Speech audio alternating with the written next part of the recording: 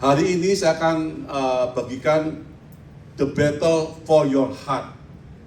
Pertempuran atau peperangan untuk hatimu.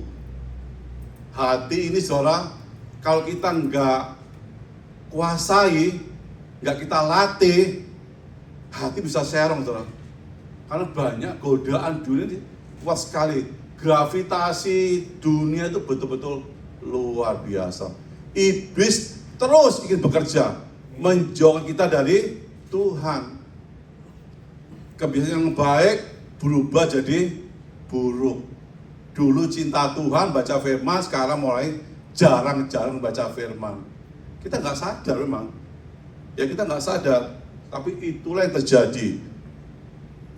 Makanya hari ini mari kita belajar tentang hati. Hati ini penting. Hati ini penting saudara. Kalau kita jaga, kita bisa, waduh, gak karu-karu hidupnya ya. Kan dari hati keluarlah apa? Perkataan kita. Kalau hatinya bersih, keluarnya apa? Bersih. Betul nggak? Kalau hatinya kotor, keluarnya yang kotor, kemarahan, ya toh, dendam apa itu ya. Ya itu ada di Amsal 4 ayat 23 ya. Ya, be careful how you think. Your thought make or shape your life. Jadi berhati-hatilah dengan apa yang kita pikirkan. Hati-hati saudara.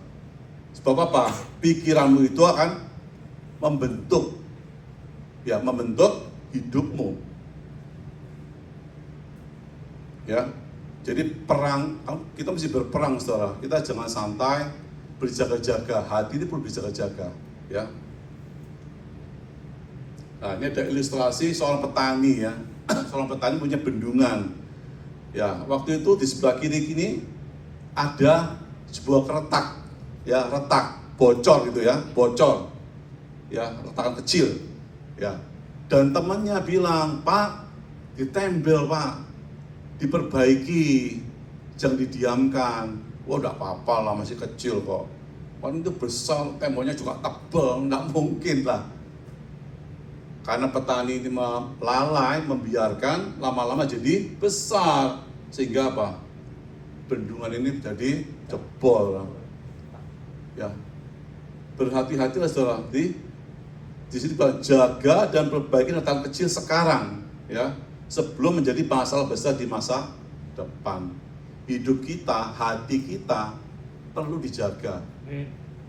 Kalau ada sedikit retakan di hati kita, misalnya apa, kemarahan, ada dendam, ada mulai apa, jengkel itu ya, cepat dibereskan saudara. Jangan didiamkan. Kadang orang senang ya, menyimpan dendam itu senang. Padahal nggak enak loh. Betul nggak saudara? Lebih enak hati ini bersih, merdeka. Betul nggak? Itu Tuhan mau. Datang sama Tuhan. Kita nggak mungkin mampu saudara memperbaiki hati kita, tidak mungkin mampu. Hanya Tuhan yang mampu menolong kita. Ya, percayalah, Tuhan sudah mati buat kita, betul nggak? Dia mati itu apa? Menebus dosa kita, menanggung penderitaan kita, dulu, sekarang dan ke depan, saudara. Jadi nggak ada alasan orang Kristen apa mengeluh, kok Tuhan nggak baik ya? Tidak kenal Tuhan, Tuhan sudah mati loh. Sudah selesai. Tuhan bilang sudah selesai loh. Artinya apa? Dosamu, penderitaanmu ditanggung Tuhan. Dosa yang lama, sekarang dan yang akan datang, Tuhan tanggung. Itulah untungnya kita punya Tuhan. Orang yang tidak punya Tuhan, seperti hidupnya bahagia. Sepertinya saudara, kita nggak tahu hatinya loh. Mereka nggak ada keselamatan. Cuma hidupnya enak aja, punya uang banyak. Ya, nggak tahu uangnya dari mana kita nggak tahu. Ya, tapi hidupnya sia-sia. Ya, kita bersyukur kita sudah dipilih Tuhan, ya, ditebus oleh Tuhan, jadi anak Tuhan. Bersyukur saudara. Jangan sia-siakan keselamatan itu. Ya, kalau kita sudah diselamatkan, lakukanlah perbuatan yang baik, saudara. Jangan dibalik ya, perbuatan baik tidak bisa menyelamatkan.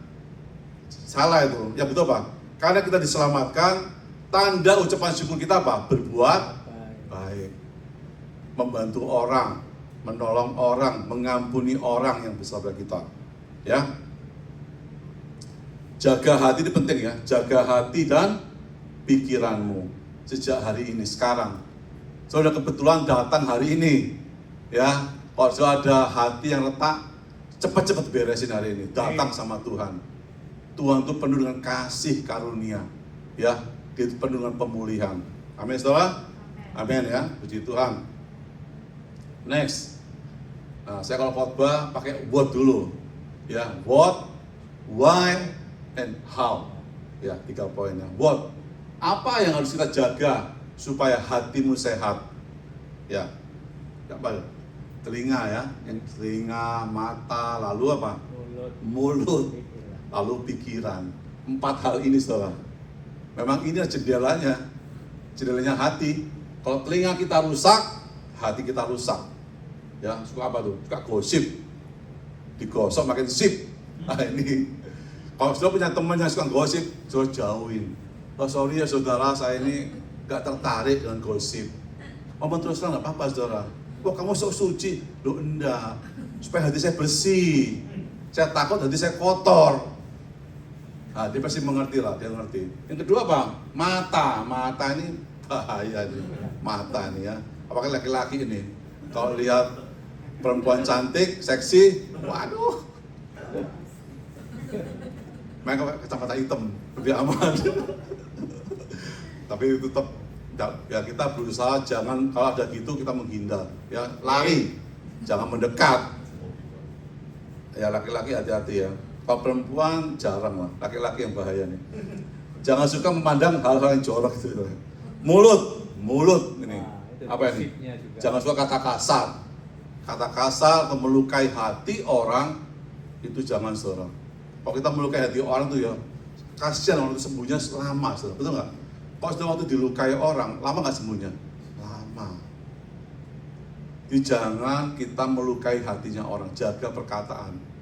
Satu perkataan ngomong gini, melukai, aduh, minta ampunnya susah saudara. Kita minta ampunnya, Tuhan saya dosaku besar Tuhan, yang melukai hati orang sampai dia nggak mau ke gereja, nggak mau ikut Tuhan lagi gara-gara saya. Kita berdosa. Jaga apa yang kita ngomong. Lebih baik sedikit bicara, betul nggak? Tuh bilang sedikit bicara, banyak mendengar. Itu lebih baik, lebih aman saudara. Jangan banyak ngomong, tambah salah ngomong, melukai lagi. Itu bahaya ya, jaga mulut itu. Mulut. Nah, pikiran saudara. Ini enggak kelihatan nih, susah nih pikiran nih. Ya terutama waktu apa? Ngalami stres, ngalami apa gelisah, hati khawatir. Pikiran ini yang suka iblis menyerang saudara. Mungkin mata kita bisa jaga, telinga jaga. Mulut, pikiran, iblis itu terus loh. Cari celah untuk menjatuhkan kita, untuk menjauh kita dari Tuhan. Nah, pikiran itu saudara, kuasailah pikiranmu dengan tertuju pada pikiran Kristus. Jadi hari ini kita belajar tentang pikiran. Hati adalah mata air kehidupan. Ya, jadi jagalah sumbernya supaya hidupmu berkelimpahan. Berkelimpahan bukan berarti kaya, bukan. Berkelimpahan, limpah dengan sukacita, limpah dengan damai sejahtera. Itu yang kita cari, saudara. Jagalah hatimu dan jagalah pikiranmu. Ini what ya. Nextnya, saya jelaskan satu persatu ya. Hati adalah sumber mata air kehidupan. Jika sumbernya bersih, air yang mengalir juga bersih. Ya, jadi jika sumbernya kotor, aliran airnya juga akan kotor dan tercemar. Ya, jadi kualitas hidup kita ditentukan oleh kondisi hati. Mana hati ini terus kita periksa, saudara. Kalau ada sesuatu yang kita rasa nggak enak, kok aku kok lagi hari ini kok teringat ya orang itu, ya saya marah. Nah itu saudara, hatimu sedang ditipu oleh iblis. Cepat dalam Tuhan, jaga Tuhan hatiku Tuhan. Aku belajar mengampuni orang itu. Tuhan sudah mati buat aku loh. Siapa aku nih Tuhan? Masih malah sama orang itu. Aku udah layak. Ya contoh Tuhan ya.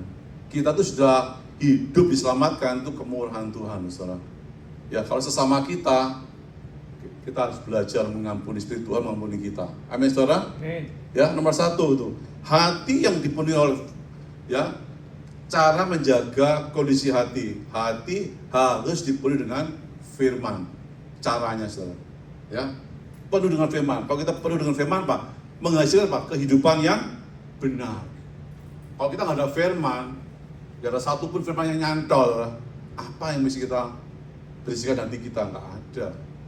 Pengajaran dunia itu hanya teori, saudara. Kalau firman itu hidup.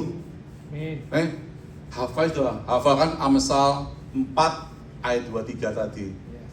Ya, jagalah hatimu dengan segala kewaspadaan, kan disitulah terpancar kehidupan. Itu ingat loh. Kalau kita baca firman saudara, diingat terus, dihafalkan, dikunyah, kan macam makan, dikunyah, diingat, direnungkan. Itu hidup, saudara. Waktu saudara kalian pencobaan, firman itu mengingatkan kita, oh ya, jaga hatiku ya. Ya, kalau mau saudara terpancar kehidupan, jagalah hatimu. Kedua, hati dipenuhi dengan kasih Kristus. Ini cara menjaga kondisi hati. Kalau kita dipenuhi oleh kasih Kristus, apa? Menghasilkan buah roh. Ini adalah 9 buah roh. Buah roh. Ada 9 ya. Bukan buah roh. Buah roh, 1 buah, 9 rasa. Ya. Lalu ada kasih Kristus. Ketiga, hati yang penuh kepahitan, apa? Ini yang negatif, menghasilkan pertengkaran, percekcokan. Kalau hati pahit, itu mudah bertengkar. Padahal ngomongnya biasa, marah kita. Ya, cepat kita harus datang sama Tuhan. Minta Tuhan membereskan hati kita ya. Jangan ada pertengkaran. Yang keempat, hati yang penuh ketakutan menghasilkan apa? Keraguan. Kalau kita suka takut ini, takut masa depan, takut pekerjaanku hilang nanti bagaimana Tuhan, belum terjadi loh, sudah takut duluan. Hidup kita bukan ditentukan oleh pekerjaan kita, bukan oleh tabungan kita, enggak, tetapi oleh Tuhan. Tuhan itu sumber segala sesuatu. Kalau kita percaya sama sumbernya, semua Tuhan berikan kok. So, jangan takut miskin, jangan takut menderita, waduh nggak bisa makan, jangan. Burung di udara Tuhan pelihara loh. Lah apalagi kita manusia, nggak mungkin nggak Tuhan pelihara, asal hidup kita benar. Kalau kita benar dan beres di mata Tuhan, Tuhan pasti pelihara kita. Amin. Amin nggak, saudara? Amin. Percaya ya, hari ini percaya Tuhan yang jamin hidup kita. Bahkan Dia memberikan apa? Hidup yang kekal, surga. Di dunia ini kita hanya sementara. Amin. Ya jangan fokus sama dunia ini, saudara. Kita jangan fokus sama yang di atas, yang di surga. Ya kehidupan yang kekal. Ada sukacita, damai sejahtera, itu yang kita cari. Ya. Next slide. Why sekarang? Why? Mengapa? Mengapa kita harus menjaga hati? Nah ini mengapa? Ini bisa tahu jawabannya, saudara. Hati what? Apa yang harus kita jaga? Yang mengapa? Nomor 1, karena apa? Karena hati itu apa? Sumber untuk segala perbuatan. Ya. Markus 7 ayat 21 kata apa, saudara? Sama bisa baca nggak nih? Sama-sama ya. Sebab dari hati orang timbul segala pikiran jahat, percabulan, pencurian, pembunuhan, perzinahan, keserakaan, kejahatan, kelicikan, hawa nafsu, iri hati, hujat, kesombongan, kegilaan. Semua hal-hal ini timbul dari dalam dan menajiskan orang. Banyak poin ya. Coba ada nggak kita dari poin ini, saudara? Kalau percabulan mungkin belum ya. Mungkin ya. Perzinahan mungkin belum. Tapi sombong, ada kesombongan, ada sombong, licik. Hatinya licik tuh. Wah. Kalau hatinya licik, saudara, yang keluar pasti apa? Menipu. Ya. Iri hati, ini yang sering muncul, iri hati. Ya lihat orang lain lebih kaya, lebih cantik, lebih ganteng, lebih apa lagi. lebih pintar tuh, kita iri. Kok nggak seperti dia ya Tuhan? Jangan, Tuhan itu cipta kita apa? Spesial. Dulu saudara saya ini orangnya gagap. Sekarang juga masih gagap sedikit lah. Dulu saya gagapnya, aduh saya malu. Saya waktu sekolah ya di Surabaya, kan suruh baca ya. Agus baca, next. Waktu mau ke saya saudara, saya udah keringetan saudara. Betul saudara. Paul baca, bisa baca saudara. Aduh apa ya? Akhirnya guru saya ngerti, oh kamu tuh gagap. Saya selalu suka dilewatin. Secara manusia saya malu saudara. Malu. Tapi Tuhan tuh bela loh. One day, waktu saya SMP ya, saya jadi ketua kelas saudara. Ketua kelas, lucu ya. Bahasa orangnya itu gagap, biasa ngomong. Saya punya wali kelas, Paul kamu jadi ketua kelas ya. Lupa enggak salah pilih loh Pak. Enggak, mau bisa milih. Saya biasa ngomong loh Pak. Enggak apa-apa, bisa. Dari situ saudara, Tuhan bentuk saya loh. Bisa maju di kelas, berani ngomong. Sejak itu saya gagapnya mulai berkurang. Ya, makanya kita jangan melihat kelemahan kita. Kita kurang ganteng, kurang cantik, enggak apa-apa. Penting hatimu yang cantik. Hatimu yang ganteng itu penting. Tuhan nggak cari fisik kok, cari hatimu. Ya, jangan suka pandang fisik. Jangan saudara. Apalagi ngomongin orang ya, kamu kok gemuk ya, kamu kok kurus ya. Jangan saudara. Takutnya dia terluka. Jangan apa? Hatimu baik ya, seneng loh. Pak kamu tuh suka senyum orangnya, itu seneng saudara. Cari hal-hal kalau memuji, ngomong sama orang, cari hal yang baik di hidupnya. Yang jujur, jangan dibuat-buat. Orangnya nggak ganteng, bilang kamu ganteng ya, kamu marah saudara. Jadi kalau memuji orang yang jujur, nggak apa-apa. Ya cari, oh ini orangnya baik, puji dia, suka menolong, ringan tangan, itu seneng. Belajar memuji orang, saudara. Ya, jangan merendahkan, jangan saudara. Ya, jadi di sini ya, pembaharuan hati adalah sumber perubahan hidup yang sejati. Perubahan hidup harus jauh dari hati, nggak ada yang lain saudara. Bukan dari yang lain, dari hati. Ya. Yang kedua, hati adalah merupakan pusat pikiran. Mengapa kita menjaga hati? Karena dia pusat pikiran, saudara. Ya, Amsal 23 ayat 7a. Sebab seperti orang yang membuat perhitungan dalam dirinya sendiri, demikianlah ia. Ngerti nggak artinya, saudara? You are what you think. Kamu adalah apa yang kamu pikirkan. Kalau mau mikir dirimu sendiri aja jelek, ya jelek saudara. Because saudara, aku ini anak Tuhan loh, ciptaan baru loh.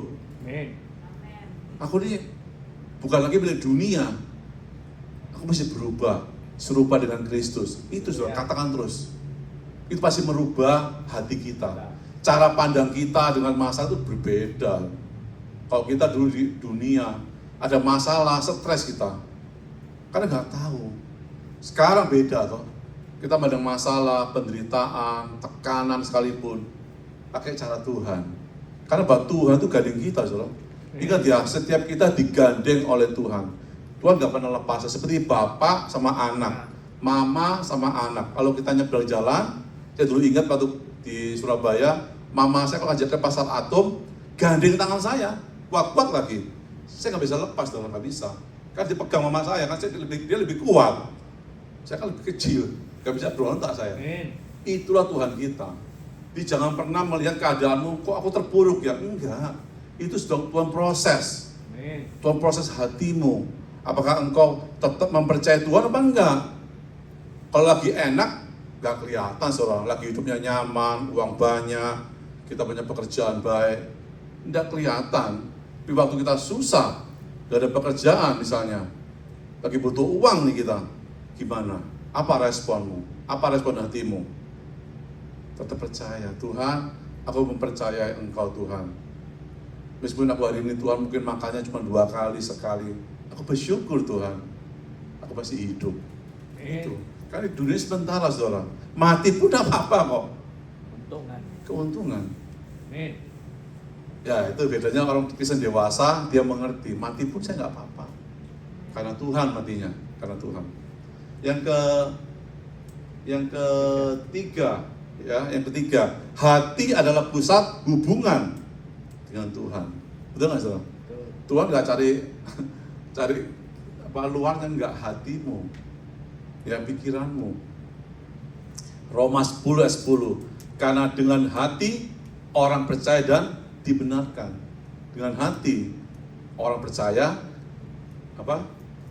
dan dibenarkan. Matius 15 ayat 8. Hai orang munafik, ya, bangsa ini memuliakan aku dengan bibirnya, padahal hatinya jauh daripadaku. Ya, jangan seperti orang munafik, saudara. Ya, hati dengan bibir harus sama. Amin. Ya, perkataan dengan hati harus sama. Ya, ibadah tanpa hati munafik, saudara. Ya, hari ini kita datang bawa hati kita. Ya, bawa hati kita, saudara. Tuhan, ini aku, Tuhan. Oh, bawa hatiku pada Engkau. Meskipun hatiku lagi susah, Tuhan, hatiku lagi terpuruk, aku datang dengan jujur. Tuhan, tolong aku. Pulihkanlah aku, Tuhan. Ya. Ulangan 6 ayat 5. Kasihilah Tuhan Allahmu dengan segenap hatimu lagi, hati. Tuhan ngomong, kasih Tuhan Allahmu dengan segenap uangmu, dengan segenap kemampuanmu, enggak, segenap hatimu. Fokus dengan hati, saudara. Ya, kalau ada lagi ngalami kesulitan, cek hatimu bagaimana. Mengasihi sama dengan mempercayai Tuhan. Belajar mempercayai Tuhan. Next. Wah, ini ya. Di gambar ini menolong kita ya. Saya bikin gambar ini, saudara, pertolongan dari ChatGPT ya. Dia menolong saya. Ya, saya kasih tulisannya, dia yang ngarang gambarnya. Karena dengan gambar ini, saya baca sudah pasti lebih tertarik ya. Daripada cuma tulisan, karena kita ngantuk. Saya lihat semua pada ngantuk. Karena jam-jam gini jam ngantuk nih. Tapi saya lihat kalian semua mata terbuka nih. Nggak ada yang ngantuk. Tante nih hebat nih. Tante bisa tetap fokus ya.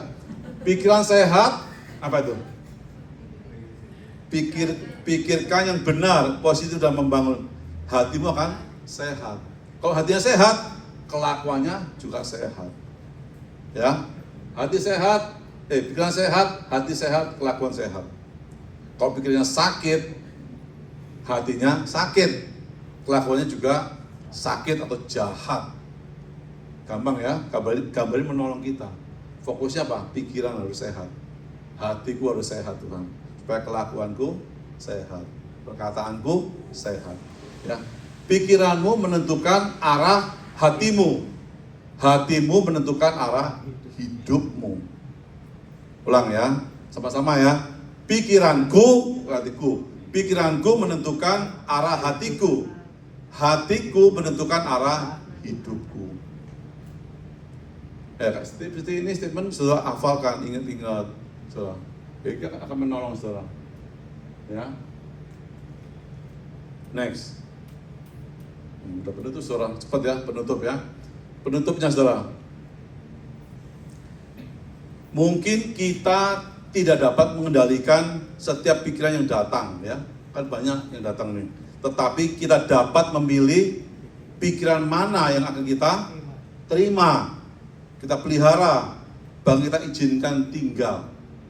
Ya, kita boleh memilih, tapi kita nggak bisa melarang pikiran yang banyak itu masuk, nggak bisa, saudara. Kita nggak bisa menolak, tapi kita boleh memilih, toh. Ya, kita ada pilihan. Seperti burung nih, saudara. Burung di atas kepalanya kita, saudara. Kita nggak bisa dia boleh terbang, boleh, tapi nggak bisa membiarkan dia membuat sarang di kepala kita. Mau nggak, saudara? Ada sarang di kita? Nggak mau. Wong kita di bahasanya dikasih kotoran burung aja kita marah ya. Pulang kita keramas ya. Apalagi dibikin sarang. Ya, jadi kita nggak mau pasti. Ya, demikian juga pikiran buruk mungkin datang. Ya, tapi jangan izinkan pikiran itu menetap atau bahkan menguasai hatimu. Ya, jangan anggap enteng ya. Keretakan kecil cepat dibereskan. Hubungan suami istri ada keretakan cepat dibereskan. Ya, yang penting kita beres orang. Mungkin pasangan kita nggak mau bereskan, itu terserah mereka. Kita yang penting beres. Di mata Tuhan beres, di mata manusia beres. Itu ada sukacita, saudara. Itu yang membuat kita apa? Hidup itu bahagia. Hidup bahagia itu gampang, tapi banyak orang nggak mau ambil keputusan. Itu masalahnya. Persoalan banyak nggak? Banyak persoalan. Kalau kau punya anak, masalah tuh nggak akan habis-habisnya. Tapi kalau kita mengerti, kita datang sama Tuhan. Ya Tuhan, aku nggak mampu Tuhan. Kau percaya Tuhan yang punya mungkin lebih dari kita, Dia akan memampukan kita ya untuk melewati segala persoalan. Jadi jagalah pikiranmu, jagalah hatimu, dan arahkan seluruh hidupmu kepada Kristus. Amin, saudara. Ya, kita minta Tuhan, mampukan aku Tuhan untuk menjaga hatiku. Ada orang salah mengerti, saudara. Gini, saudara. Tuhan, aku janji, aku komitmen hari ini Tuhan, aku mau jaga hatiku. Mampu, saudara? Mampu, saudara? Bisa? Saya janji hari ini Tuhan menjaga pikiranku, menjaga hatiku. Saya nggak mampu. Salah doanya. Dibalik, saudara. Tuhan, mampukan saya untuk menjaga hatiku. Mampukan saya Tuhan untuk menjaga pikiranku. Tuhan sih bekerja, bukan kita. Banyak orang Kristen sok kuat. Tuhan, aku mau janji melayani Engkau seumur hidupku Tuhan. Aku mau. Itu Pak, kamu janji, kamu tuh siapa? Kamu tidak mampu. Minta Tuhan. Setiap doa gitu saudara ya. Tuhan, mampukan aku Tuhan melewati badai hidup ini. Bukan janji, Tuhan aku berjanji, aku pasti mampu Tuhan melewati ini. Waduh, kayak Superman itu ya. Jangan, doanya dibalik. Tuhan, mampukan aku melewati badai hidupku, melewati penderitaan ini oleh sakit penyakit itu. Jadi kita betul-betul bergantung ngandelin Tuhan, bukan kita yang waduh nggak mampu kita. Percaya pasti nggak mampu. Akhirnya pas kita kecewa. Tapi kalau kita ngomong Tuhan mampukan aku, kita nggak kecewa. Oh Tuhan yang tolong kita kok. Betul nggak saudara? Ya, mulai berubah pikirannya, cara berpikir dirubah saudara. Sudah diberkati nggak hari ini? Ya, khotbah saya singkat, tapi saya percaya firman ini akan menolong saudara. Betul nggak? Kami kalau panjang-panjang saudara, lupa nggak? Lupa. Tadi saya khotbah apa? Ingat nggak? Tentang apa? Hati yang apa? Jagalah hatimu. Ya, the battle for your heart. Pertempuran, peperangan untuk hatimu. Kita mesti berperang, tapi minta Tuhan, bukan kemampuan kita, kekuatan dari Tuhan. Amin. Beri tepuk tangan buat Tuhan Yesus.